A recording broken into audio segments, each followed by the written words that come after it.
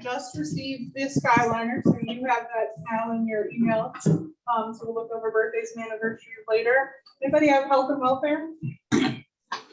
Everybody's feeling fine on this good day. A couple announcements. As you saw in my email, tomorrow is a river cleanup that the Warren County Club is doing. All the details are in that email, but if you have time, I'm sure it'll be a pretty day. You might have to wear a wetsuit because it's a little chilly, but that's a good problem to have. So make that. I'm passing around a volunteer sign-up sheet for Hacklet. There's a couple holes on that, so Ken, Rick, and I would appreciate you filling in those holes. Ken, you have anything? Good. Sold out. Sold out. Sold Just out. like the bird. A reminder that Doc Smith this month is breakfast themed, so pancake mix, syrup, oatmeal, Pop-Tart cereal, and stuff like that. So we appreciate that. Brett, you want to talk about sponsors? President Katie, fellow Rotarians, this is a reminder. I've sent out emails to everybody that's sponsored our club in the past. I thank Malcolm for putting the announcement in the World Examiner, also celebrating what we did last year in terms of fundraising. It has become one of our largest, if not the largest, fundraiser in our club. All those folks up there have sponsored. We'd love to have those folks come back and do it again, as well as additional ones. And we have added a couple of new ones. There has been some change at the hospital. Floyd did forward that on, but if you know the new president or anybody in the hospital that makes that decision, please follow up with them. And I haven't heard from the banks yet, but otherwise, if anybody would like to help, find some new sponsors, and these sponsors, I'd appreciate it. So we get these emails from Rotary, the district and such, and one that came to our attention was that they were looking for nominees for the 24-25 Rotary District Governor. And the board decided that we would like to nominate Brett. So it will be some work for our club, but part of this is we have to have a resolution saying that we support him. So I'm going to read this, and I will need a motion and a second for all in favor. So the resolution states, adopted this 10th day of September 2021, that the Rotary Club of Front Royal fully supports and nominates Brett Herbeck for the 2024-2025 Rotary District 7570 District Governor. I get a motion? So moved. And a second? Second. All in favor? Good luck, Todd. Thank you. Fingers crossed. You'd be a great leader. How many dollars? Maybe. Everyone from the attendance table has left town. Yes. Not happy. Anyone happy? Yeah.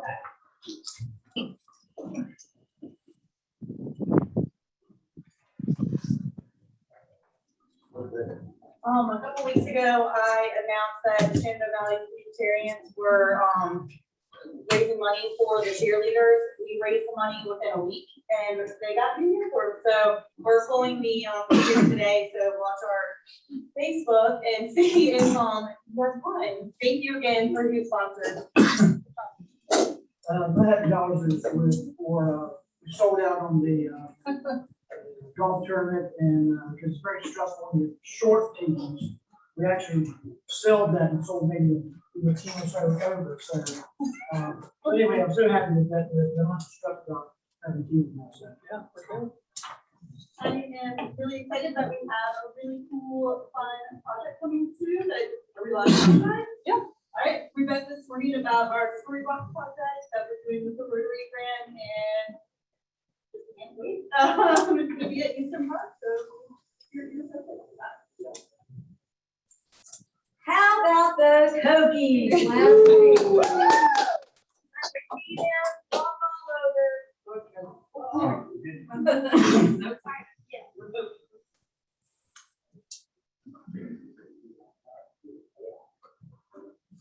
That's all for Brett. Thanks for taking that position. Not there yet.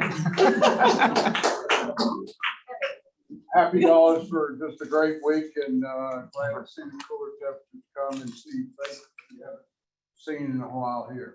So, and those online, come see us. I'm happy to announce that my wife and I are celebrating our 38th wedding anniversary today. But I should also tell you that both of us forgot the date. My brother in England sent it Reminded you. congratulatory. Oh my God. It's wonderful. You guys, I don't want to follow you around here. So I owed one for the other week, and then I'm gonna join Anita. It was awesome to watch an unranked team beat UNC and at the game. And I also got to see Bruce Smith while I was there. We rode an elevator together. It was pretty cool, but great time. And I'll be there today. Happy to honor this beautiful weather today and just happy to be here. We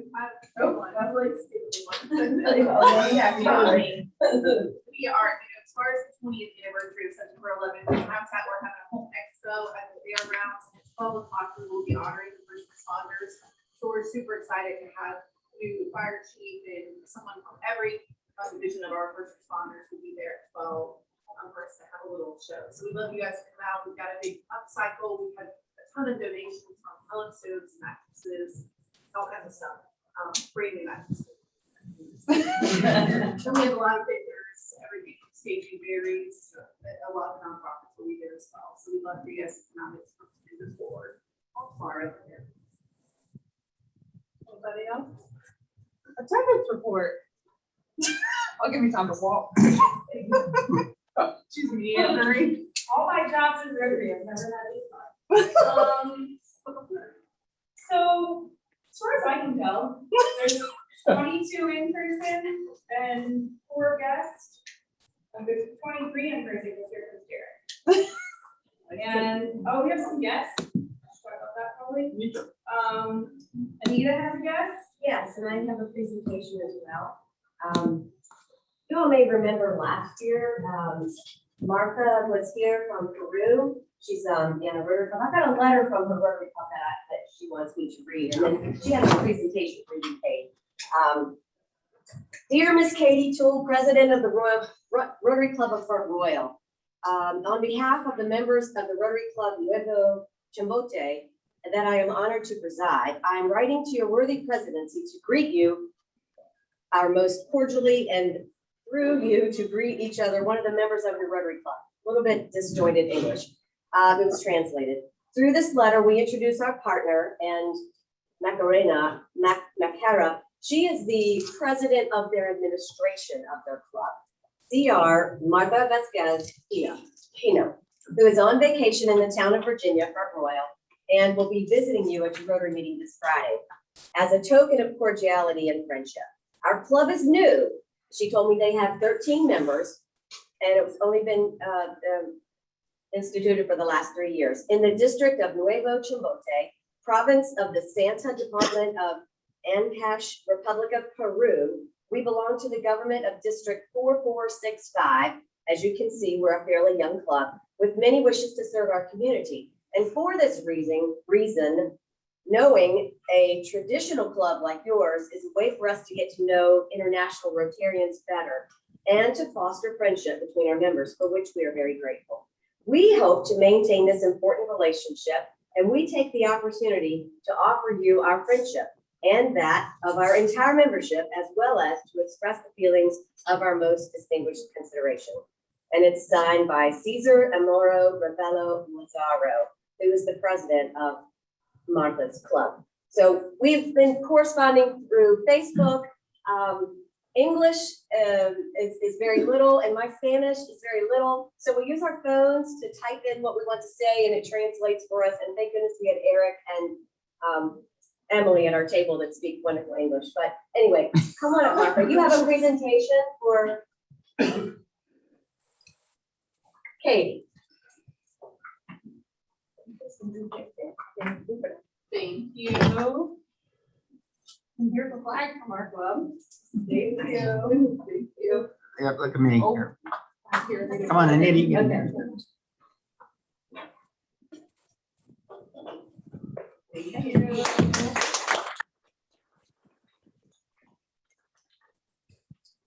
Mark Bauer has one again. Mark. President Katie, fellow parents, I'm pleased to have my wife, Kathy, and my daughter, our daughter. Yes. Timothy Lee, with us.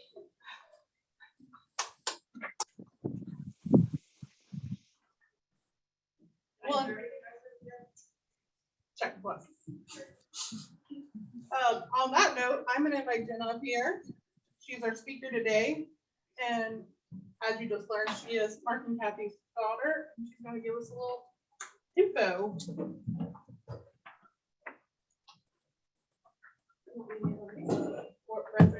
Where you are right now is fine. You don't have to. Good afternoon, everyone. I'm actually here to talk to you today because I love public speaking. Just kidding. I'm actually here to talk to you today because I love my husband. My husband Brady was born at Laughlin Air Force Base in Del Rio, Texas, where his dad was stationed at the time at the Air Force. His mom had gotten pneumonia and bronchitis when she was 7 months pregnant, and she went into early labor. So when Brady was born, he scored a 1 out of 10 on the APGAR scale.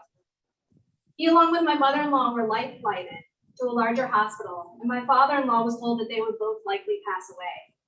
They told him not to even take pictures of Brady because he wouldn't live long, and they shouldn't bother. At the larger hospital, doctors hurriedly tried to stabilize them both. And in a last-ditch effort, his father signed a waiver to put him on a newly developed life support machine called a baby bird ventilator, and it did end up saving his life. My mother-in-law was in the ICU, in and out of consciousness for a week. She didn't even remember she was in birth. However, they both recovered, and my in-laws were able to take Brady home after 51 days in the NICU. The rest of my husband's early life was a good one and far more uneventful. He was healthy, active, and loved. When he hit his teenage years, he became very active in the Boy Scouts of America. He pursued his Eagle Scout award, which he ended up getting. And along the way, he signed up for the Philmont Boy Scout Ranch in New Mexico. This camp offered off-the-grid hiking over 140,000 acres for 2 weeks, and thus required him to do an in-depth physical to make sure there were no medical risks. When my husband's physical came back, it showed he actually had significantly low kidney function. He spent the following weeks in many doctor's appointments, and through biopsy and medical history tracing, doctors found that the experimental life support machine they put him on as an infant had actually caused a great deal of scar tissue to form throughout his abdomen and had grown on his kidneys, causing them to be underdeveloped and to slow their function. Finding this information out at the age of 14 was overwhelming, but also a huge blessing. At that time, Brady was in stage 2 renal failure, but because doctors knew about his condition, they were able to help him slow the progress through diet and medication. They predicted he would need a transplant by the age of 26. In comparison, most people find out they're in kidney failure when they end up needing to go on dialysis at stage 4 or 5, as the symptoms of kidney failure are often quite subtle, and they can be similar to a lot of other medical issues. The only symptom that 14-year-old Brady had was he liked to drink a lot of water and go to the bathroom a lot. Fast forward to young adulthood. Brady and I met freshman year at the University of Mary Washington when I was hitting on his roommate. Brady's persistence and dependability paid off though, and we got married the summer after graduation. Him with a degree in political science, and myself with a degree in English. We stayed in Fredericksburg for 1 more year until I finished my master's degree in elementary education. He worked as a wargaming analyst and consultant with the Department of Homeland Security in Booz Allen Hamilton. After I graduated, I applied for jobs in Front Royal, where I was born and raised. And my dad, Mark Bauer, is a big old slacker now. It qualifies for the rule of 85 membership, mostly because fish can't catch themselves. But he's the most handy accountant I've ever met. And so when Brady and I were out of college, he had just built a spec house on the spare lot next to the house where I grew up. The market was trashing, and Brady and I decided to move to Front Royal and ended up renting the spec house a year before buying it. So now we have the best neighbors on the block, and our house comes with free lawn mowing services and babysitting.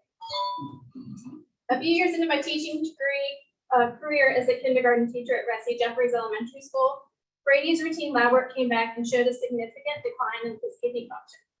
This was especially shocking as he'd been in the best shape of his life and had not experienced any side effects of the progressive decline. He swiftly went to the last stage, stage 5, renal failure. This is anyone whose kidney function is under 15%. We had a lot of doctor's appointments at the time.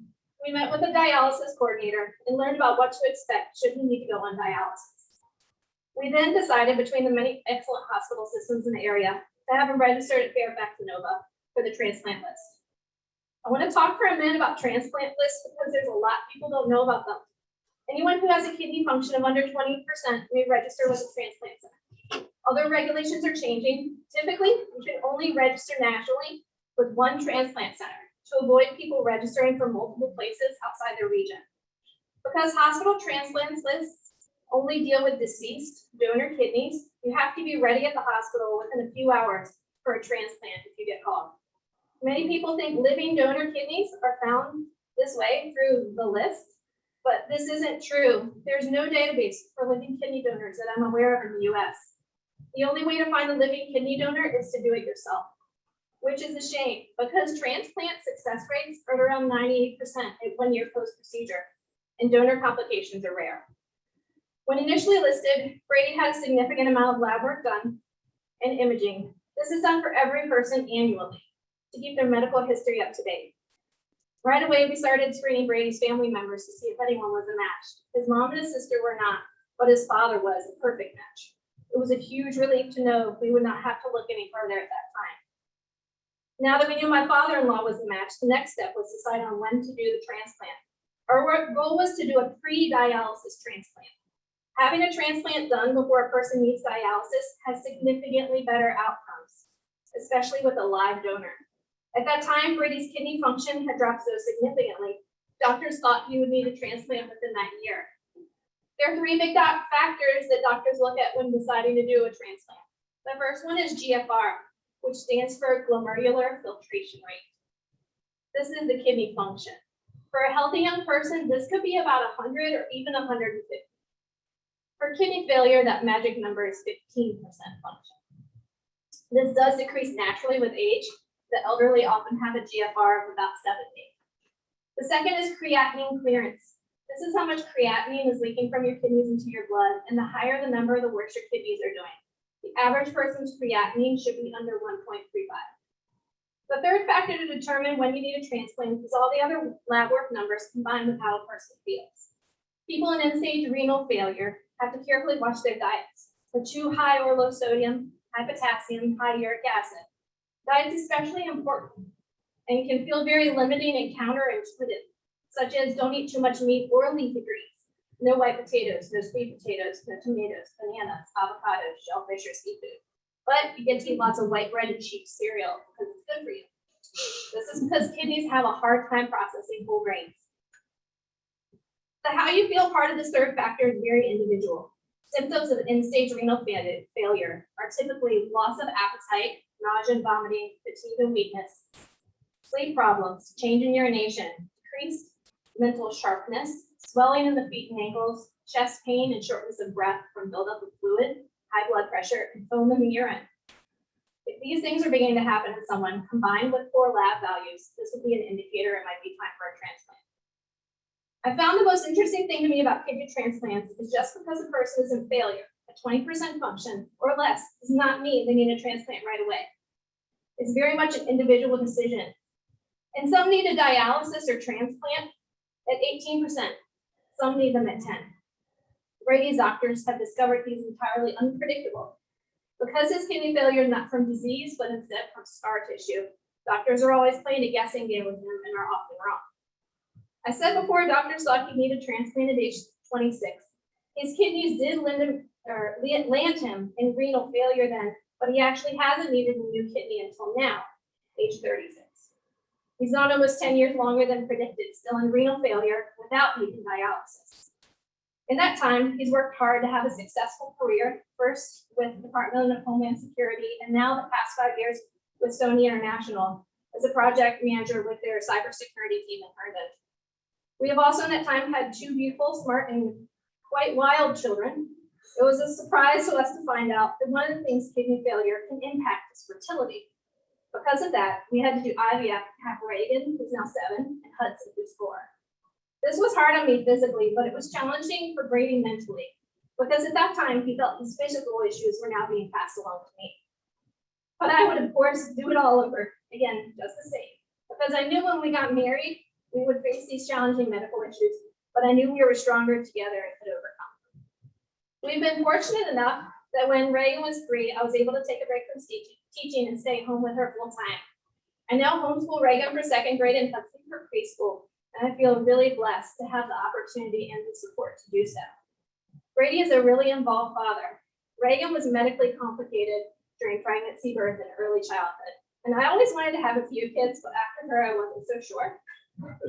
It took bribery on Brady's behalf to convince me to do IVF and try again for Hudson. And that bribery was that I could sleep in on Saturday mornings and he'd make pancakes and bacon. And he's held up tutors in his bargain every weekend. He takes them to the park on bike rides and walks every night. Camping, which we're doing right after this, hiking and swimming. He plays board games, colors, and creates and reads the Narnia books to the kids every evening before bed. About 2 months ago, Brady's regular lab work came back showing a significant drop once again in his kidney function, from the high teens to the low teens. His creatinine was over 5 for the first time, and he wasn't feeling himself all the time, although he didn't want to admit that. We had quite a few meetings. We decided it was about time for a transplant. Unfortunately, we also found out that his father is no longer an ideal candidate to donate. In the past few years, he's developed an autoimmune disease, and his own kidney function has dropped to a level where it's not safe for him to do. I feel so blessed that my father-in-law was a match for Brady these past 10 years, because it's allowed us to live our lives and enjoy it without wondering all the time if we would be able to find a match for Brady when he was ready. So it was a gift of time well spent. But now we're faced with what to do next. Because Brady's function is now at 10%, he has high creatinine and no longer feels his best. He needs a transplant. Although he's been on the ANOVA donor list for years, he's been inactive, meaning if he got matched with a donor, he would turn the kidney down and pass it to the next person because he wasn't ready. When we first heard the news he would need a transplant relatively soon and go active, his father was no longer a match. My first thought was, well, let's use some time to find a new match. While he is eligible for ANOVA to receive a deceased donor kidney, it's not the ideal situation. Donor kidneys do not always come with a full medical history, and they sometimes been through a lot of trauma before donation. While this gift of life from a deceased donor is a wonderful thing, it's not the best case scenario. People who receive living donor kidneys often live 10 to 15 years longer with their donor kidney before needing another transplant. And yes, donor kidney recipients often need multiple kidneys throughout their lives, as donor organs don't tend to last as long as natural ones do. So for the past 2 months, I've spent my time working to advocate for my husband in search of a living donor for him. The donor process has come a very long way in 10 years.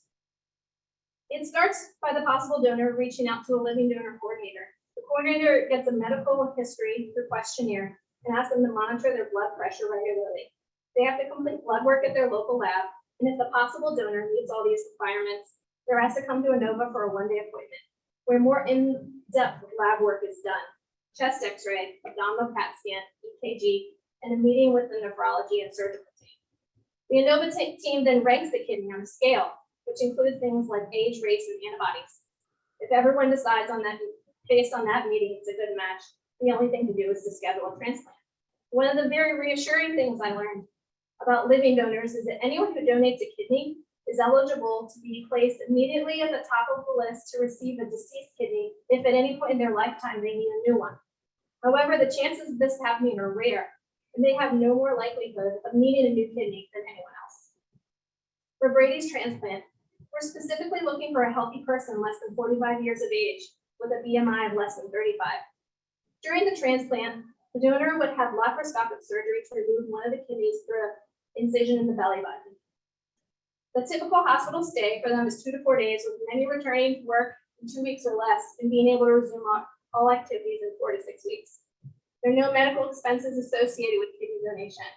Our insurance covers all the donor costs, and we're able to personally cover costs of travel and lodging and help write them off as well. When Brady gets a transplant, his recovery would not be much longer than the donors. Most recipients return home after 5 to 7 days. However, he needed a lot of follow-up appointments every other day, tapering down to once a week for the next 3 months. He'll be on a significant amount of immunosuppressant medications, especially over the first 6 months, making him very susceptible to viruses and infections. Especially in times of COVID, we're being advised we'll have to isolate the first few months following transplant. But by 1 year post-transplant, medication regulation will help him be much more stable. I was talking with a friend the other day about this process and how hard it was. It's not just trying to find a donor for Brady, but it's sharing a very personal story. It's being transparent to strangers, and it's asking one of the biggest life-giving asks that there is. It's a very vulnerable place that we find ourselves in. Yet I know that just the right fish, to catch just the right fish, you need to cast a very wide net. So now I'm asking my family, friends, and community to help us, because if we don't ask, we won't receive. I'm asking for help sharing our story, distributing flyers at local churches, businesses, offices, break rooms, gyms, and colleges. I'm asking for prayers. I believe God is in control. Everything will work together for good. I have faith Brady will get a new kidney, and he will be able to live a healthy and full life. And finally, I believe that people are good. I doubt there's a person in here who hasn't had a friend or loved one who struggles with kidney disease. There are many other families dealing with this besides my own, but good people come together and they take care of each other in so many ways. That's all I have to say for today, but I'll stay behind if anyone has questions, and I have flyers if anyone would like to help distribute this. Thank you.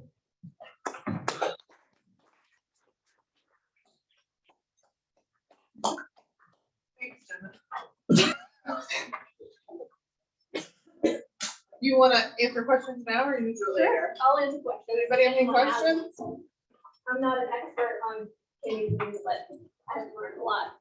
Just a question, so is dialysis not something that they can do in the meantime? They can do it in the meantime yet, and that may take it to a point where they need Because the to. other people Right are. now, we don't have it, so it's best not to do it, because once you start, it really takes a toll. So he's gonna have who sign? Success Just rate, his, just your his. chances Right. of a transplant won't Because happen. they're represented by another group. Yes. Doesn't last as long. So I think everybody needs to sign. West I Virginia. thought- Neodialysis. Pretty sure everyone in West Virginia needs to sign. I think I'm gonna go with just Is that- the Tell them I think everyone needs it. For a younger person to Alright. consider that. Yeah, there's 2 different kinds of dialysis. Alright. There's If you need me, just give me, email me. I'll be. Different kinds of dialysis work best for different people. So we discussed all those different options. Right now, he doesn't need it, like I said, but that's always an option. We're trying to use our time to, figure out what the best path is. Is there a national database? Something like that, that people would be willing to donate kidneys? There's not a living donor database that I'm aware of, and I've asked. Like I said, it's really surprising because there are probably a lot more people than you realize that are willing to donate. We've had people reach out to us and we tested, none of them have been matches thus far. But, with having 2 kidneys and being willing to give one, I think that there would be something out there that would allow people to find a living donor. But all of the rescue hospitals are for deceased donors. Thank you for speaking, but our thoughts and prayers are with you guys.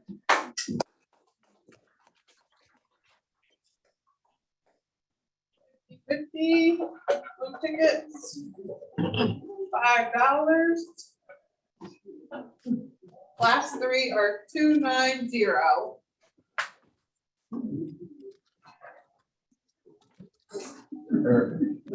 Eric, please stay for the 4-way test.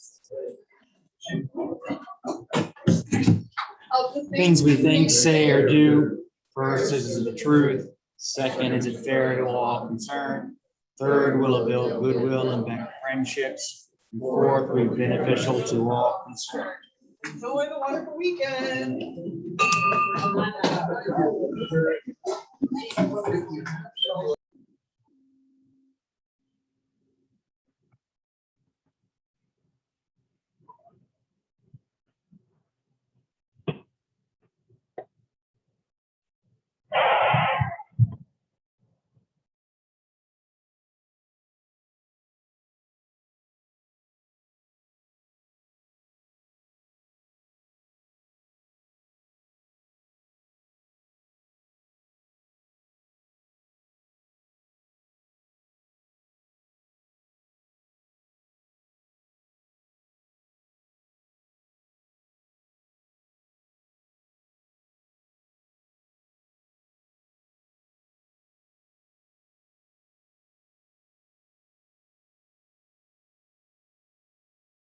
Recording